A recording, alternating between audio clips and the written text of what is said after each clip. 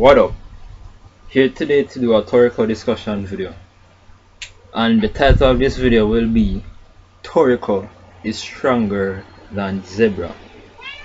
Now I know a lot of you guys will be that I know that it's a common held opinion that Zebra is stronger than Toriko, but given the facts, given what we know, given the series that we know currently, Toriko, how we follow it, given the chapters that we've seen, it is clearly, it is more obvious to me than anything else that Toriko is stronger than Zebra. It is pretty obvious, right? After the time skip, Toriko is on a whole different level. Toriko spent a year and a half in the gourmet world. To our knowledge, Sunny, Coco, Zebra, they got stronger after the time skip. That is true. That is very much true. That is without a fact. That is without a doubt true. But they do not display the level of skill and power and the sheer improvement of his abilities that we've seen Toriko display thus far. So, to my points one by one and show you the reason why Toriko is stronger than Zebra. Okay, so let's talk about first pre-time skip, Toriko and Zebra. Now, pre-time skip, the difference between Toriko and Zebra's abilities, right? Mainly, which is pretty obvious. The difference between their abilities really is that Zebra is more of an AOE type of guy. He's more of a destructive capacity type of person, meaning he has a ton of energy and he just destroys things. He just blows things up pretty easily because he has this massive amount of energy flowing. You know, there's this massive amount of energy from his attacks. His attacks are more destructive and more area of effect base, if you want to call it that. While Toriko, on the other hand, Toriko is more of a brute force type of focus type of attacks, right? Toriko has more of a brute force focus type attacks. Zebra, let me repeat, Zebra has more of a destructive capacity in terms of his area of effect. His attacks normally encompasses a larger area, right? His damage normally damages it has a wide area of effect, right? Damages a lot of area. So in that regards, from the perspective of which one has more destructive force, more destructive power behind their attacks, Zebra obviously has the upper hand. His attacks are more AoE based. When he attacks, it normally encompasses a wider area and it normally damages that wider area. Toriko's attacks are more focus based, more brute force, right? So his attacks do more destruction, it does more damage. So destructive capability, Zebra is above Toriko in that regards. But when you're talking about overall strength, destructive capability is only one aspect of what encompasses a strength of a character. Don't forget that. Zebra, from a physical standpoint, he's built like a tank, right? He's big and bulky, very muscular, more muscular than even Toriko. He's bigger, he's built like a tank. So I'm sure in that respects, when it comes on to stuff like speed and agility, Toriko will have those attributes above him, right? And in regards to certain techniques used in certain ways, Toriko will have the advantage. Heck, right before the time skip happened, when there was this fight between Toriko and Sturgeon, when there was the fight between Toriko and Sturgeon, and Toriko lost Komatsu, and Sturgeon and the Bushukukai went off in one direction. Fake Joa went off in her direction, and after everything went down and Toriko regained consciousness, right? In that fight, there was this massive hint of Toriko's separation in terms of strength and abilities from the rest of the four heavenly kings. There was a massive hint, right? That hint being is that the 8 kings of the gourmet world, creatures like the battle wolf, the snake, and the 8 kings of gourmet world, they sensed Toriko's awakening, right? They sensed his awakening. It's pretty obvious that ever since they fought the 4 beasts, right, they gained some new abilities. They gained a new strength, right? From Sunny, Coco, Zebra. In his case, we didn't really see him get to showcase his abilities, what new abilities was awakened inside of him, because he didn't get to go all out in his fights, unlike with the others. Unlike what happened with Toriko, Coco, and Sunny, he didn't get to go all out. Sure, he was fighting against some red nichos, and nichos are very tough opponents, but he just destroyed them easily. So he didn't really put out that extreme effort in terms of getting to the next level where he got to showcase his abilities. But even though Coco and Sunny awakened their abilities, we see them with new abilities in their respective fights that wasn't there before. Toriko's awakening startled the 8 beasts of the gourmet world, right? The 8 kings, right? It startled them. That is a massive hint to Toriko's future strength standpoint. How strong will he be in the future? Right? That's a massive hint that Toriko's strength will rival their own, right? We haven't seen this from Zebra thus far. Okay, so here are some more of my other points, right, as to what I believe proves the fact that Toriko is stronger than Zebra. Okay, so right after the time skip, right, we see Toriko sleeping. Back in chapter 264, we see Toriko sleeping. Toriko wakes up, right, and upon waking up, he states, right, that he had 1 hour of sleep, and with that 1 hour of sleep, he won't need to sleep for another 2 weeks, right? That to me, right, or rather instead, that shows a massive increase in his growth of abilities, right? We've never seen Toriko do this before. Heck, in fact, we don't even know if the 4 heavenly kings can do this currently at this point. He sleeps for 1 hour and won't need to sleep again for another 2 weeks. A bit past that point, back in chapter 266, we actually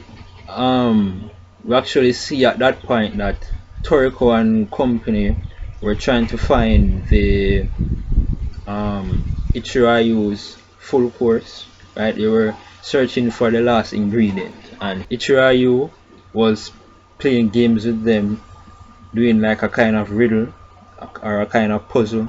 So they were trying to find it, and in a sense Ichirayu hiding it from them. Now Toriko at that point said, okay, let me try to smell the ground and see what I can come up with. And upon smelling the ground, what happened? He was not only able to smell what was the previous creature that walked over that spot, but he went way back, as in decades, many years back in the past, to when Ichirayu walked over that spot, and he was able to confirm it and say, yes, Ichirayu was at this spot, so we know we are on the right track, right? Decades using his smelling ability. We have not seen that level of skill displayed from the others' abilities. In fact, if you go back and check that same chapter, you will see that they were surprised that Toriko was able to do that. They were very surprised, right? Again, another hint at Toriko's growth in ability. Another point, back in chapter 271, when they entered this plant looking house and they saw the nature inside, Chi-Chi, weird name, Chi-Chi, they saw Chi-Chi inside, right? And Chi-Chi brought them underground to show them an ingredient, right? Upon bringing them underground, he showed them an apple, and upon all of them looking at the apple, what happened? Upon looking at the apple, all of their inner gourmet beasts started to uncontrollably come out of them, right? And what did Chi-Chi do? Chi-Chi jumped up, smacked, right? Smacked all of the other, smacked Coco's gourmet beast, Sunny's gourmet beast, and Zebra's gourmet beast. But if you look carefully back at that chapter, in that panel at which he jumped up to smack them, you will see that at the last minute Toriko's gourmet beast did what? He dodged that attack. And you should see the expression on his face, like he was trolling, like ha ha ha, you know, dodged it like he was just playing around with him, right? Toriko's inner gourmet beast was the only one out of the 4 heavenly kings to dodge Chi-Chi's attack. The last point and the more recent point that I will bring up for this discussion video is back in chapter 276, right? The soy milk road beasts. These beasts with capture levels over 487 to be exact, right? Now, when Coco and Toriko dealt with other leeching looking type of beast, the soy milk road beast showed themselves, and Toriko said, okay, I'll deal with this, right? I'll deal with this. What did Toriko do? All he did was his ultimate routine. He basically never really did anything. All he did was basically intimidated them and defeated them in the process, right? He did his ultimate routine, showed them this very scary image, and you know, he showed them this image of his inner beast kind of putting them on sticks and filleting them and, you know, messing around with them. But he really didn't do anything. That was all he needed to do to destroy that beast, no, to defeat that beast, right? He didn't really do anything, in fact. And after, in the next couple of panels after that, what do we see? We see Toriko say that capture level is 500 to 600. He doesn't even need to fight anymore. What does that mean? Capture levels below 600, he doesn't need to fight them anymore. If you remember, to show the significance of his growth, by him saying that the 4 beasts, right, back in that arc, probably about 2 arcs ago, when all of them were struggling to defeat the 4 beasts, right? The 4 beasts had a capture level of around 400, I think, something like that. But yeah, not more than 500, 400, 390 something like that. I have to check back up on it, but I know that it's below 500, right? And all of them had to what? Bust their asses to try to beat that beast. What did Toriko do in this chapter? Right? He says that he doesn't need to fight beast on a capture level of 600. So that goes to show you that if he was to encounter back that 4 beasts again, he wouldn't even need to fight it at this point. He would just need to do an ultimate routine and defeat it, right? To show you the massive increase, the massive growth in Toriko's abilities once again, right? And in my opinion, until Zebra displays abilities of these sorts or shows his growth in abilities to the level that we've seen Toriko's abilities grow, then it's pretty obvious at this point that Toriko is stronger than Zebra. It's obvious, right? And any reason why Toriko would eventually, maybe at first Zebra, you probably could argue that Zebra maybe was stronger pre-time skip, right? If you want to say that, fine. But what matters now is post-time skip, because we're in the second part of the manga, we're in the gourmet world. This is what matters now. This is what is happening now, right? So at this point, as I said before, We simply have not seen Zebra showcase the growth in his abilities as we've seen Toriko showcase his. In fact, none of the other 4 kings have shown the level of growth that Toriko has displayed, and for good reason. Toriko spent a year and a half in the gourmet where they did not.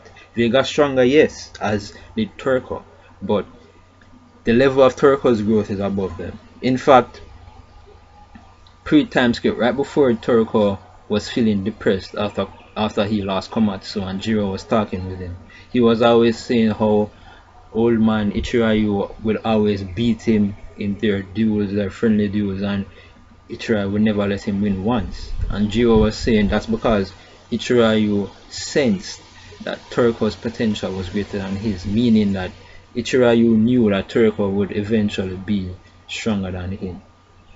Right? This whole manga series name is what? Toriko. So it's not surprising to think that the main character, the main protagonist in a series would actually be the strongest in relation to his group, the 4 Heavenly Kings. It's not a surprise to think that he will be the strongest one out of them currently. Currently, obviously, he's not the strongest human being in the series Toriko, right? Yeah, there's a lot of guys still stronger than him, for sure. But in his group, the 4 Heavenly Kings, Zebra in particular, Toriko is stronger than Zebra. So that's it. That's the video. Remember to rate, comment, subscribe. Sayonara.